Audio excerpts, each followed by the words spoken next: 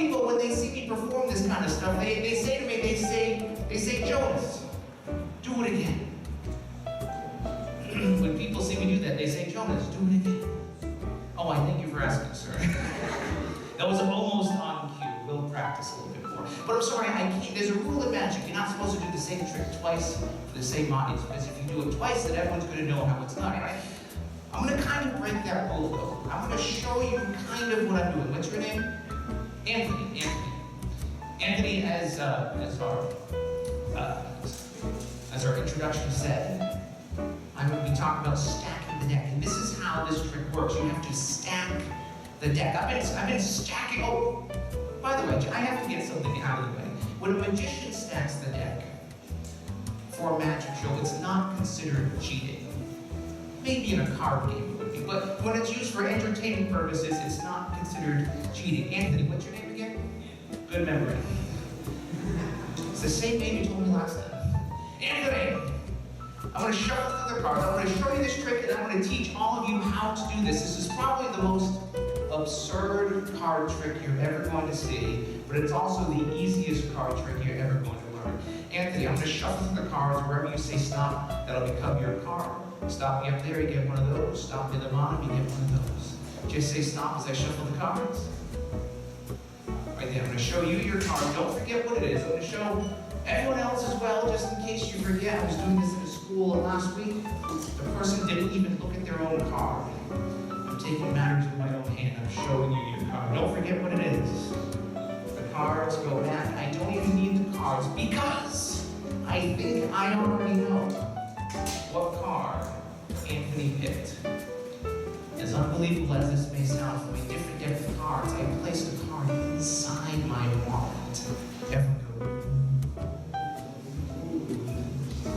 Anthony, do you believe the playing card inside my wallet is your card?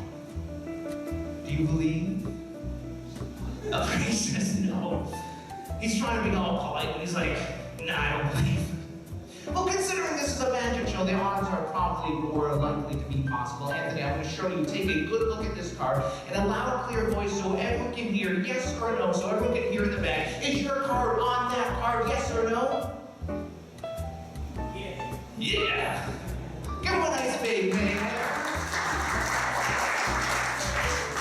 His card is on that card. There's a little commotion going on over here. Anthony knows what's going on. As promised, I said I would teach you this. This is an absurd trick. And this is absurd because you don't need to stack an entire deck of cards. To do this trick, you only need to stack one card. I'm going to show you the card you need to stack. It's this one right here. Because this card has all 52 cards printed on it. It's one card with every possibility placed on it. I even have the Joker, just in case I picked the wrong person and they choose the Joker. What was your card, by the way? The Two of Hearts. And look, there it is, the Two of Hearts. One more big hand for Anthony. This is the message that I want to share with you folks. And the message is that regardless of the circumstances and regardless of the criticisms that you are going to face in life, we can always be confident of our future if we stack our deck in our favor. It's easy to be confident when there's no possible way to fail, right? Right? So that's what I want to talk to you guys today. And I say this even though I have faced some undesirable or less than desirable circumstances in my whole life. In fact, this was 10 years ago. I was on tour with a band. I was their opening act. And on this particular day, we made our way through Pennsylvania. As we made our way through Pennsylvania, we stopped for a show in Pittsburgh, Pennsylvania. By a round of applause, who's been to Pittsburgh? One of you. I don't recommend going because of this story. Let me tell you what happened. So I had just finished helping the band unload all of their equipment into the club. And I went back outside to the tour van to get my suitcase so I could get ready to do my magic show. And just as I got outside, I became abundantly aware of two street thugs lurking about. Everyone go. Now I knew they were street thugs because they had hoods and everything. They were just like the ones they talked about, right? Now, my gut instinct was to retreat back to the safety of the club and wait for the thugs to scamper off, or whatever it is that thugs happen to do. But then I hesitated. And I hesitated because I thought to myself, I don't actually know that these are street thugs, right? That's just society. That's just the media telling me something about two gentlemen that I truly know nothing about. So I ignored my hesitations, I ignored my fears, and I went to the tour van. And just as I got up to the tour van, I felt two strong arms push me up against the van, and the thugs proceeded to mug me. Yes, it turns out they were street thugs. Now, I had never been mugged before, so this whole thing was very exciting. Now, I don't recommend it, but it is an exciting experience. Now, this whole thing happened very quickly. So before I knew it, the next thing I knew, they were scampering off with my wallet. Oh, by the way, it turns out they do scamper. Street thugs scamper. Who knew? So I was in a bit of a daze when I finally got back into the club. And I got back in just in time to be told it was time to go on stage to start my act. So I walk out on stage with my suitcase. And I start off by saying, so I was just mugged outside. And everyone started laughing because they thought it was part of the act. I said, no, I'm serious. It's terrible to be here. I don't want to be in Pittsburgh, Pennsylvania anymore. Now, so here's the thing. This whole thing, again, happened so quickly. By round of applause, have you ever been mugged?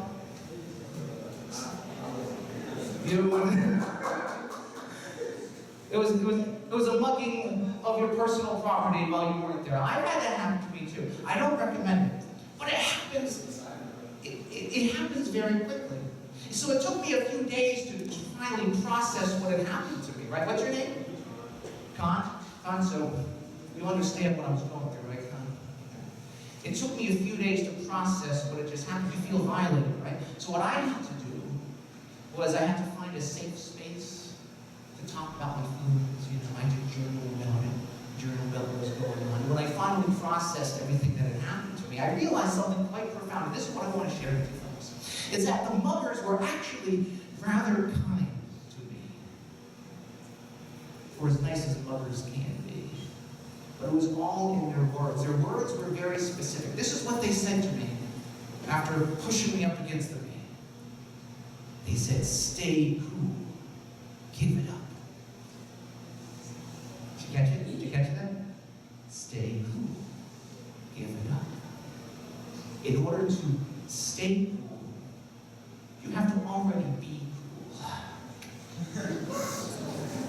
They thought I was a pretty cool guy. So as a gesture of my appreciation, I gave them my wallet. But here's the thing, I didn't know how much to tip. I know the standard's 15%, right? But I don't know. I mean, they took everything anyway. But the least I could have done was offer them the PIN number to my banking card. So if I was thinking, I would have offered them a little something, right? But the moral of the story is this: despite this less than desirable circumstance, I learned something new.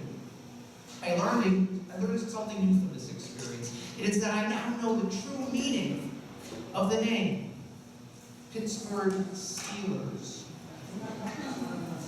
Because they stole from me. Some of you get my humor. Thank you. The rest of you are just shaking your head no.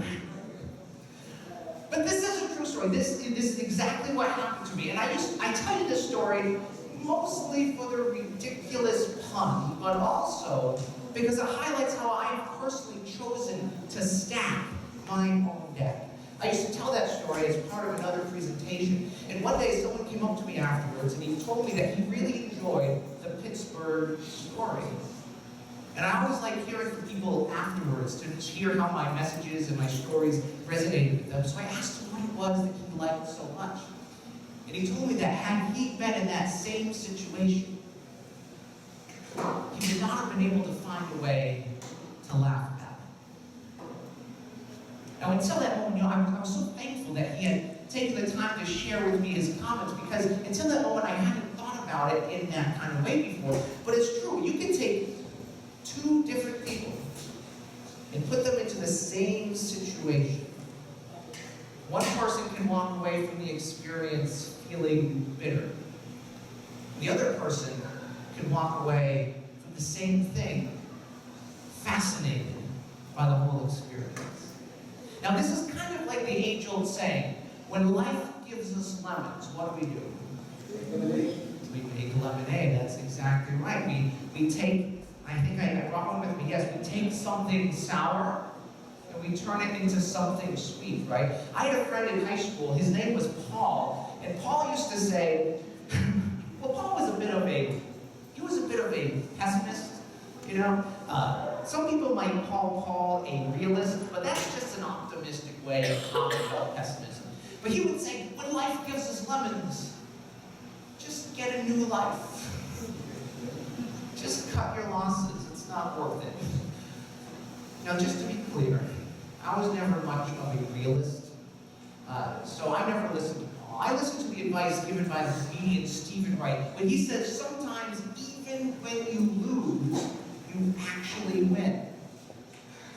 Kind of like when you're playing a game of musical electric chairs. That's a game you don't want to win. Musical electric. That's a game you shouldn't even be playing. But if you do find yourself playing that game, it's probably best if you're not winning, right? But it's so easy to find ourselves playing the wrong kind of games. Games that we shouldn't even be playing. We play the wrong kind of games when we focus on what we think is important, all the while missing what really is important. We play the wrong kind of games when we focus on what other people think of us, while ignoring what we think of ourselves.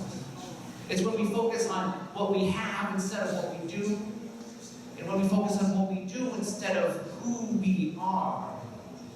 And perhaps most tragic of all is when we focus on the people who matter the least in our lives, all the while ignoring those who truly matter. The show gets better, by the way, I promise. I promise it gets better.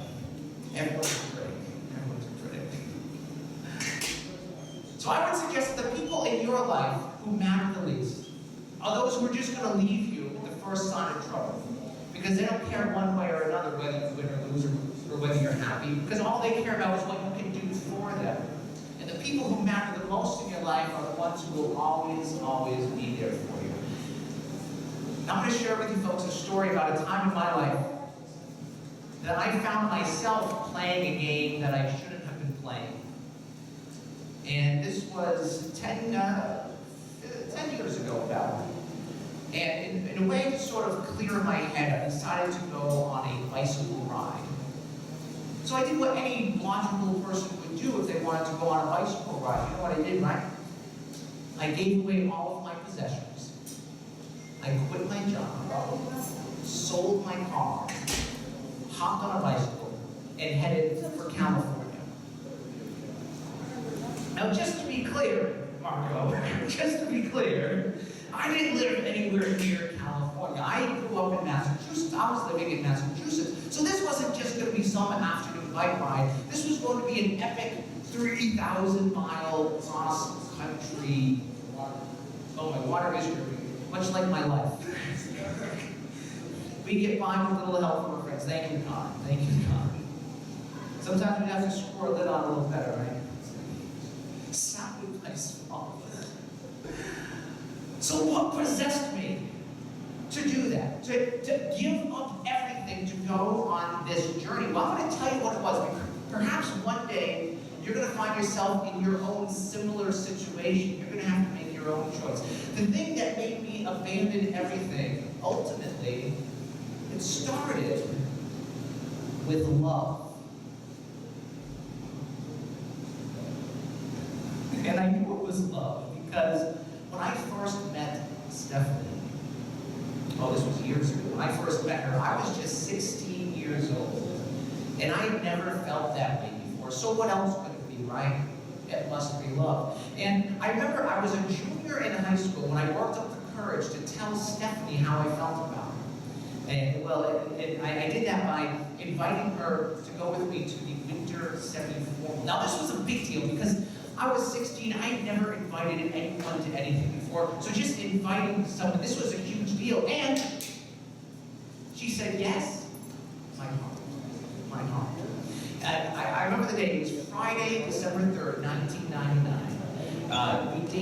right away, but early on in the evening, we went to sit down in the back corner of the cafeteria to rest for a little while. And just as we sat down, the first slow song of the night came on. So there we, just sitting down, the first slow song comes on. You know, I desperately wanted to dance with Stephanie, but I hesitated. And I hesitated because I thought, well, who am I to ask Stephanie to dance? I mean, yeah, she's my date, but I never invited anyone to anything before. So there we sat, me trying to muster the nerve to ask, and there Stephanie sat, waiting for me to ask, when all of a sudden, up walks this other guy and asks her for a dance. And I'm like, what does this guy think he is? I'm going to tell you who it was. This was 18 years ago. I still remember his name, freaking Chris Ross. Has to start off with the freaking Chris Ross. And guess what? She said yes. So there they went off dancing, and there I sat, kicking myself, because why couldn't I just ask? And then when the song was over, Stephanie came up to me, and I'll always remember what Stephanie said. She said, you know, Jonas, if you want to dance with me, all you have to do is ask. Oh, so it was maybe about a week later that I actually did tell Stephanie exactly how I felt about her, my feelings for her, and I asked her if she felt the same way about me. And Con, you know what she said? She said, I like Con's response, yeah, no worries. Essentially, that's what she said. She said, Jonas, we're just friends.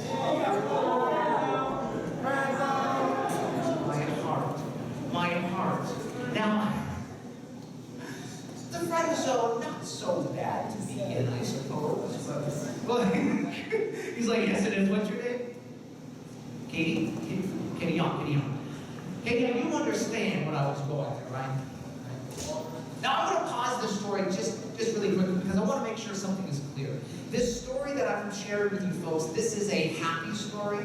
It's just that not all happy endings have happy beginnings. So, for the next 8 years, I got busy doing other things because I told Stephanie, I said, that's fine if we're just friends, as long as you're around, as long as we're friends, that's all I need. So I got busy doing other things that mattered. Like, I got busy working on my career. I got busy working on my goals, working on my dreams, finding teachers and mentors who could help me with my magic act so I could become the very best that I can be. And I went to networking events to get my business cards into the hands of decision makers who could hire my services. And all of this hard work, it paid off in 2006 when I was contacted by the producers over at NBC because they were looking for variety acts for the brand new show, America's Got Talent. This was the first season of America's Got Talent. They contacted me and I was like, oh my goodness, this is the break that I need. Because I had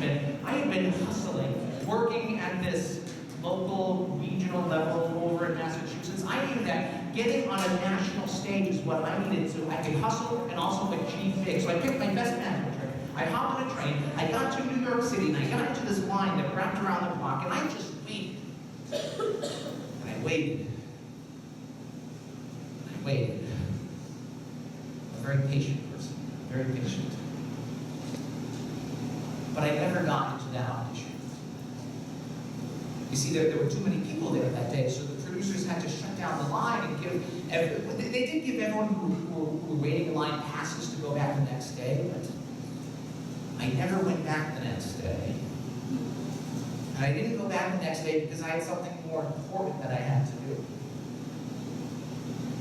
And what could have been so important to miss the most important opportunity of my career for something I had been working on for 8 years? What could it have been? What do you think? That's Stephanie. Katie Long. Yes, that's right, Stephanie. You understand? It had been 8 years that I was waiting, but I had promised Stephanie that I would drive her to the airport that day. Casey's like, what are you doing then?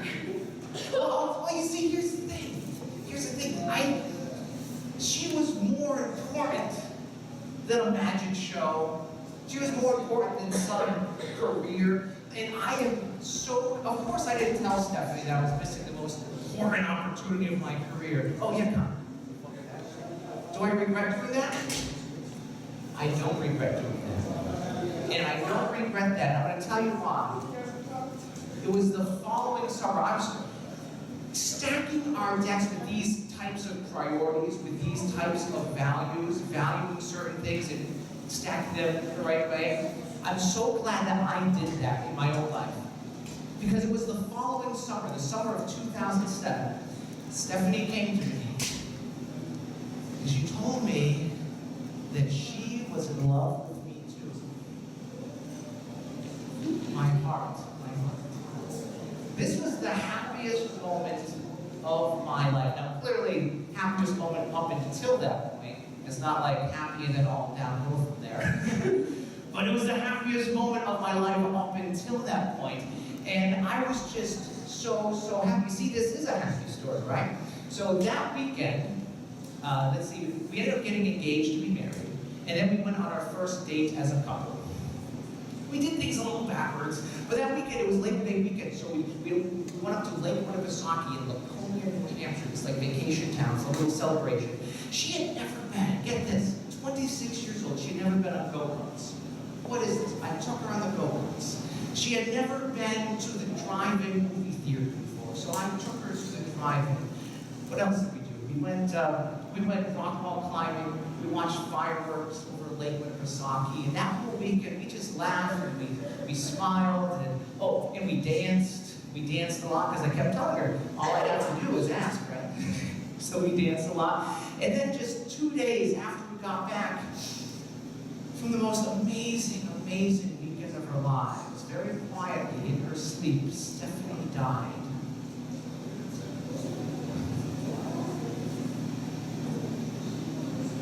She was 26 years old. And there was just no warning for her aneurysm.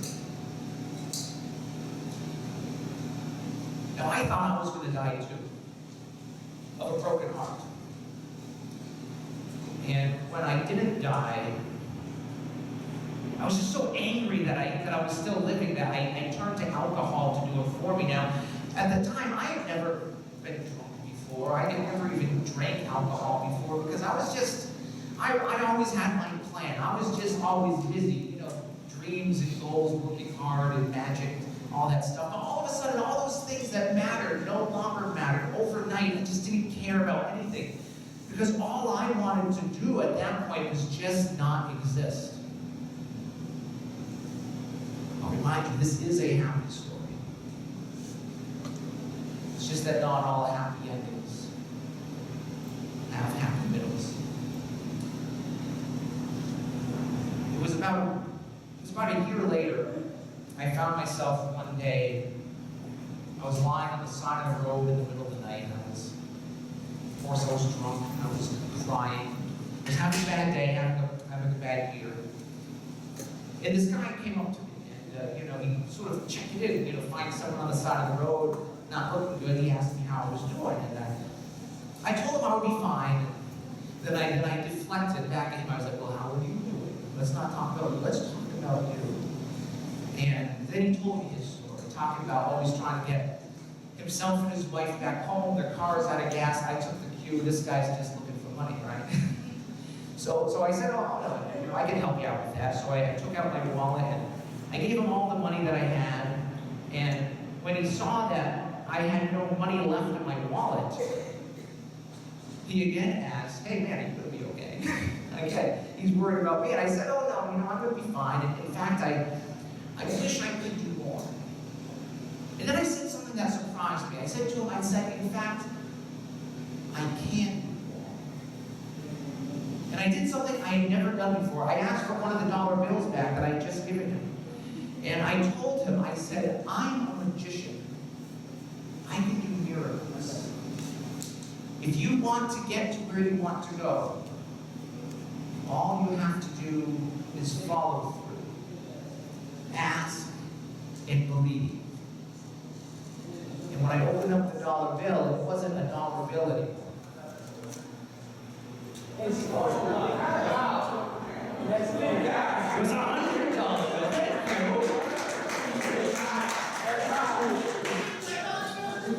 You see,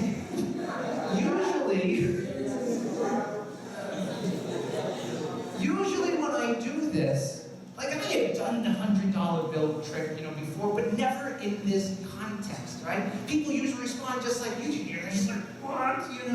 Let me give you money and turn it into $100 bills. But I have never had someone respond the way that this guy did that night, in that context, in his situation. Put yourself in his shoes. You're running out of gas, you're worried, you have to get your wife home. You find this man lying on the side of the road, practically in the gutter, drunk off his mind, and he's turning dollar bills into $100 bills and giving them to him and then saying, here you go get your gas tank filled. In his eyes, he witnessed a miracle. I had never done that before. Change the $100 to $1 bill. Well, you see, that's a bit of a depressing trick. But yeah, turning the $100 bill back into a dollar bill. It's because in reality, you were just poor, right? This is just. Hey, your name? What's your name? Myra. I hope you're doing that trick. Thank you, Myra. But in that moment, I realized something quite profound. I realized the true potential power for the gifts that I have been given. Sure, up until that point, I had been using my talents to make people laugh, smile, and entertain people. But in that moment, I realized I could also plant seeds of transformation in the lives of others. And what I came to realize was, no, I did not want to live the life that I was living. Heck, in that moment, I was lying on the side of the road, drunk and crying. Who wants to live like that, right? No one wants to live like that. So I didn't want to live that life. That didn't mean that I had to stop living. Just because I didn't like what was going on, that didn't mean I had to drown my grief in alcohol and numb my pain with drugs. What that meant was that if I'm still alive and I don't like what's going on, and I can't change what happened, that means that this guy has to change. And I realized that I had that choice. That we all have that same choice. The person that you were yesterday doesn't have to be the person that you are today. The person you are today doesn't have to be the person you are tomorrow, especially if the game you've been playing is a game of musical electric chairs. You have all been given your own natural gifts, your talents and your passions and your interests. I truly believe that with those gifts, with your passions, with whatever it is that you are passionate about, it comes a responsibility to share those passions, to make the world around you a better place. And the process it's going to make your own life better, but even more than that, it'll make the lives of those around you better too. My hope for you, though, is that as you're stacking your deck, you don't just decide that you want to live your best life. You don't just decide that you want to help change the world, make it a better place, but they can jump into action. There's the story of the 3 frogs on a log. It's a ridiculous story, but I love it. One frog decided it wanted to swim in the water. It was going to jump off the log and swim in the water. That's what it decided it wanted to do. So how many frogs are left on the log? How many? 2. Now this is a trick question. Because you think there'd be 2, right? That's the logical answer. There were 2, one decided one to go, and there were 3, so there'd be 2. But Khan is getting my wordplay here. How many are on the log? Did everyone hear that? There's still 3. Because the frog who wanted to swim only decided that's what it wanted to do, but never actually took the time it needed to jump into action. Let's try this all together. Everyone close your eyes. And I want you to think back to when you were little kids. So you were like 5 or 6, 7, 8 years old. Whatever the age was that you can remember having a very, very specific dream. Maybe it was something you wanted to be, somewhere you wanted to go. Maybe something you wanted to have. Something you wanted to, whatever it is, hold this feeling in your mind of what it is and how it felt about when you thought about this dream and how it would make you feel if you achieved it? Just hold that for a moment.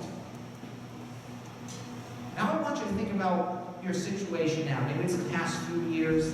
Maybe it's what's going on now. My question is, do you still have that dream from when you were a kid? Maybe you've passed up on the dream as your life changed, your interests changed. Maybe you passed up on the dream as life circumstances intervened. Or maybe you still do have that dream.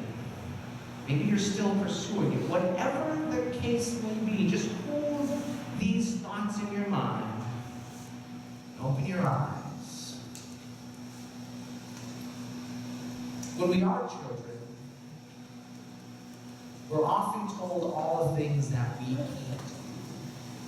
People always say to us, oh, no, you can't do this. Oh, no, you can't do that. Sit down and everyone be quiet, right? We're told the things that we can't do. But with magic, even the impossible is possible, which is why that was always my dream. I'm living my dream today with the magic show. But I'm curious about you folks. I have 4 markers, and I need 4 participants to join. I see hands just popping right up. What's your name? Ace. Ace, I have a marker for you. And if you have a marker, you can join us at the front of the room. Give Ace a nice big hand. We have another one over here. What's your name? Zion.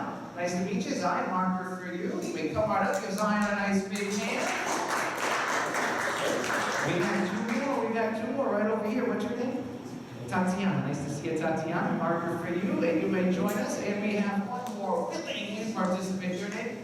Anthony. Nice to see you, Anthony. Marker for you. Give him a nice big hand. One more thing. Let's see. Let me move this out of the way. You can step right up in the front. Right up next to each other. All right. Let me see if I can remember these names. We have Tatiana. We have Zion, Anthony, and Ace. I have a terrible memory. That's why I want you to stay in the same row. Let's see, I also have note cards for all of you.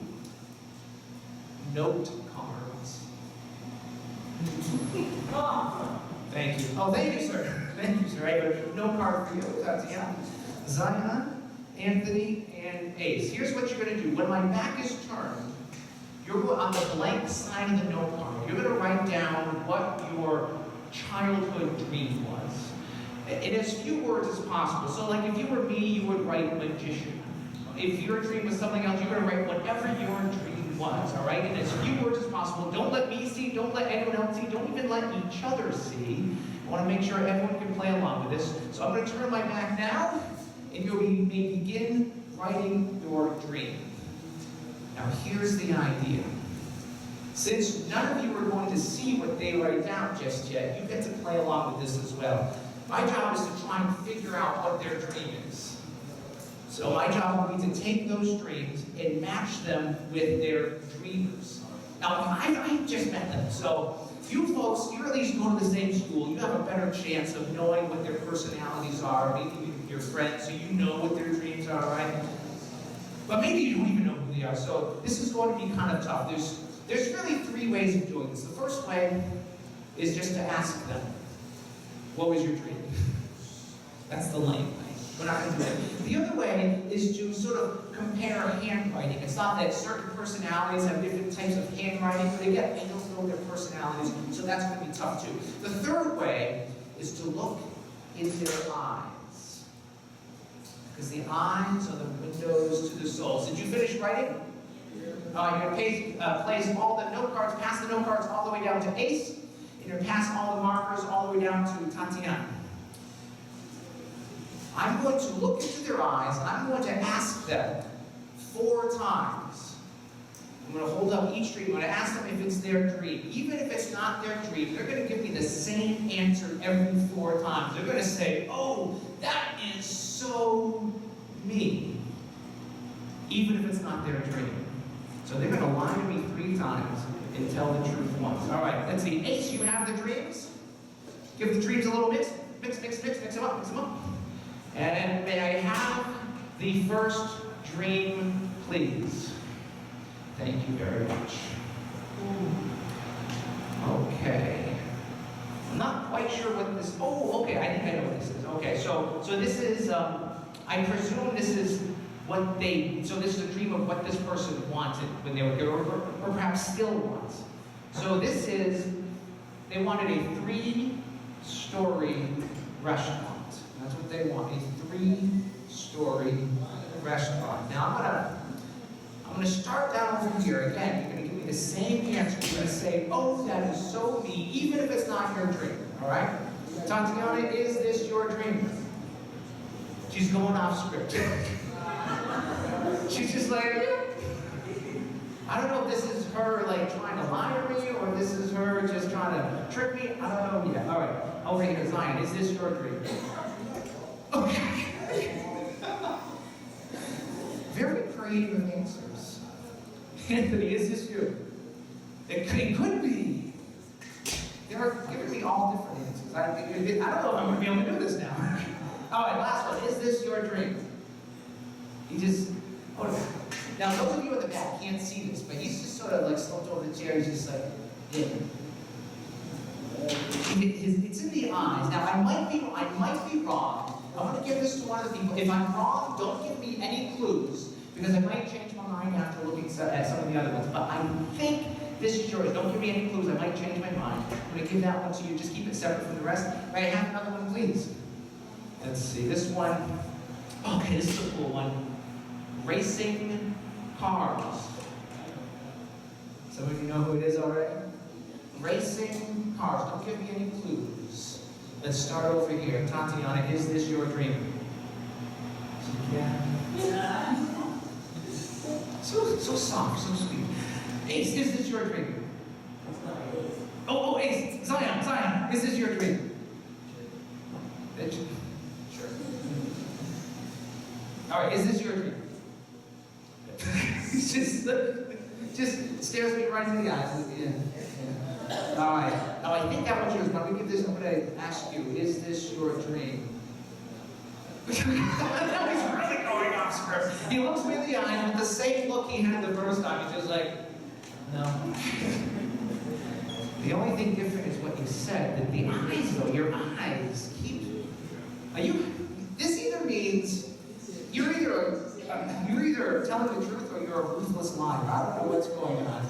I might be wrong. I'm gonna give this to you for now. Don't give me any clues. I might be wrong.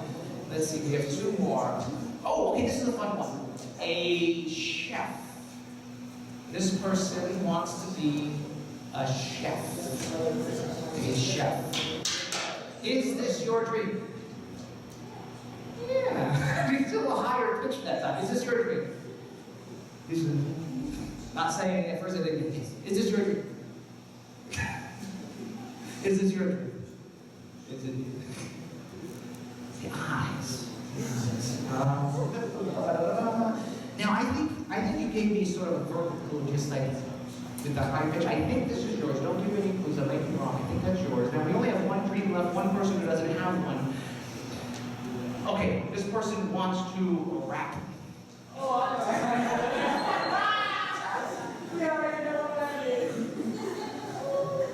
See, it helps if I was actually going to the Super Bowl. I could know a little easier. All right, there's only one person who doesn't have one. I want to go through everything. Is this yours? Yeah, is this yours? Is this yours? Is this yours? All right, I might be wrong. I'm going to give this to you.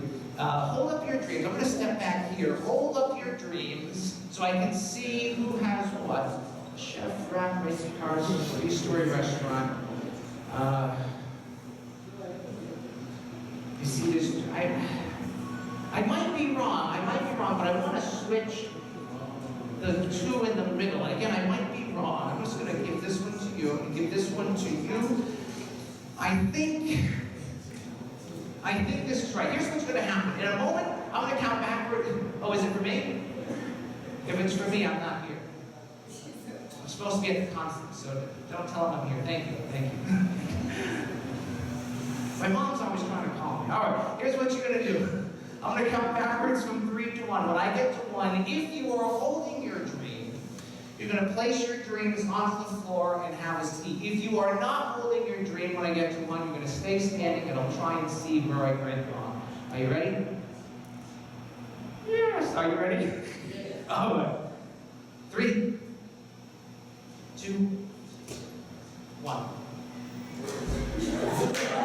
Give him a nice big hand.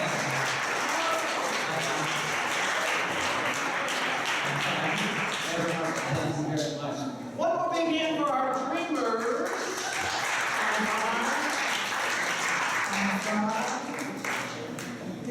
There's still time. You can get your 3-story restaurant and race cars. My hope for you is that you don't simply dream, you don't simply decide, but that you jump into action. And jumping into action is what I did when I went on that bicycle ride all those years ago. I was realizing that I needed to make some changes to make things happen. So I gave away possessions that were distracting me. I stopped doing activities that weren't serving my higher purpose. And I left a toxic environment that was just holding me back. Over a period of 6 months, oh, by the way, I didn't actually make it to California. I was horribly out of shape. I made it to Connecticut. It was a harrowing day. It was 40 miles. But over a period of 6 months, getting rid of all of those distractions, I was able to have personal reflection in personal growth and development. And I came away from those 6 months sober, happy, and with a whole new perspective on life. My hope for all of you is that you take your time while you're at Desert Rose to stack your deck so that you will always have the confidence you need to boldly step forward and perform. Now, this is not going to always be easy. Stacking the deck, whether we're doing card tricks or in life, it's going to be tedious and not always a whole heck of a lot of fun. If you work on this every day, it will always be worth it. I'm going to leave you folks with one final piece of encouragement, just to make sure you're paying attention. When life gives us lemons, what do? Make lemon juice. Make lemon juice, that's exactly right. Don't be like my friend Paul and get a new life. This is the deepest secret that nobody knows. And here is the wonder that's holding the stars apart. Whatever your lemon is precisely what you must face. Because when you do, when you get to the very core, you'll find there waiting for you what you've been looking for this whole time. Is that money? Well, it's not money. In this case, it's a playing card. Now earlier, Anthony did an absurd card trick with us, where he chose a card. Anthony, in a loud, clear voice so everyone can hear, what card did you choose? The 2 of hearts? Are you sure it wasn't the 3 of hearts? Oh, thank heavens, this is the 2 of hearts.